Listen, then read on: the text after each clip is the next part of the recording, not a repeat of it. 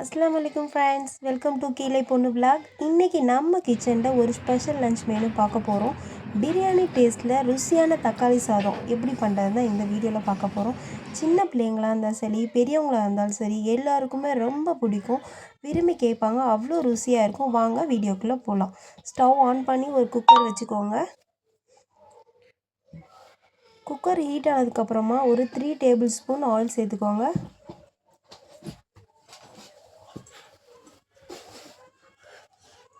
Oil heat ஆனதுக்கப்புறம் ஒரு சின்ன 2 பட்டை துண்டு சேர்த்துக்கோங்க.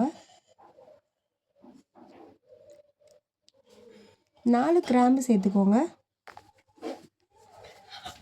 ஒரு பெரிய சைஸ் வெங்காயத்தை நான் நீட்டமாக கட் பண்ணி வச்சுருக்கேன், அதையும் சேர்த்து நல்லா வதக்கிக்கோங்க.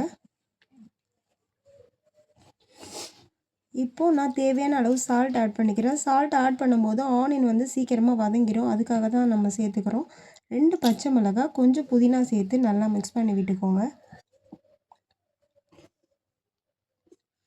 இப்போது ஒரு உலக்கு அரிசி எடுத்துருக்கிறேன்.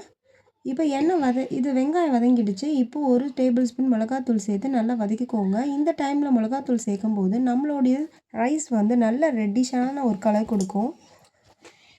ஒரு டேபிள் ஸ்பூன் இஞ்சி பூண்டு பேஸ்ட்டு சேர்த்து நல்லா வதக்கி விட்டுக்கோங்க. எண்ணெய் நல்லா பிரிஞ்சு வந்துடுச்சு.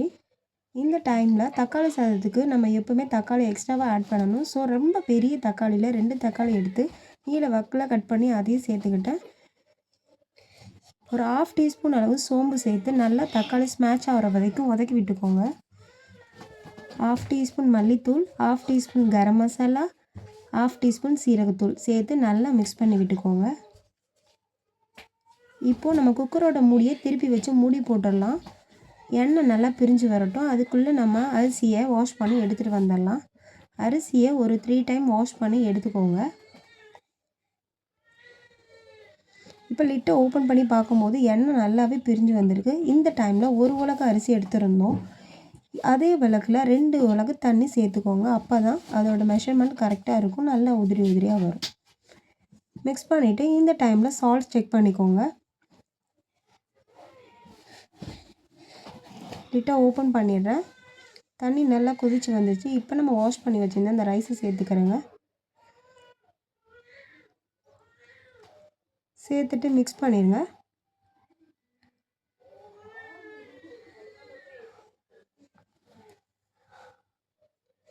இப்போ குக்கரோட மூடியை க்ளோஸ் பண்ணிடலாம்.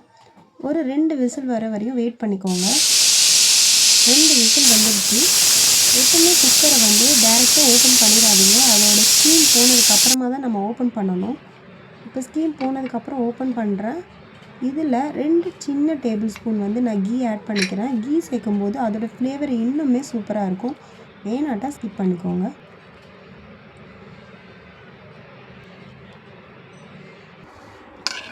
மிக்ஸ் பண்ணி விட்டுறலாம். அவ்வளோ சூப்பராக வந்திருக்கு, உதிரியாக ஃபுல்லாகவே நல்லா மிக்ஸ் பண்ணி கொடுத்துருங்க. கீழே மசாலா இருக்கும், ஸோ நல்லா மிக்ஸ் பண்ணி கொடுத்துருங்க. அவ்வளோதான் ஃப்ரெண்ட்ஸ், ரெசிபி ரெடி. இந்த ரெசிபி உங்களுக்கு பிடிச்சிருந்தால் லைக் பண்ணுங்கள். நீங்களும் வீட்டில் ட்ரை பண்ணி எப்படி இருந்துச்சுன்னு கமெண்ட்டில் சொல்லுங்கள். இன்னும் நிறைய குக்கீஸ் வீடியோவுக்கு நம்ம கீழே பொண்ணு விலாக் சேனலை சப்ஸ்கிரைப் பண்ண மறந்துடாதீங்க. அடுத்த ருசியான வீடியோவில் பார்க்கலாம். பாய்.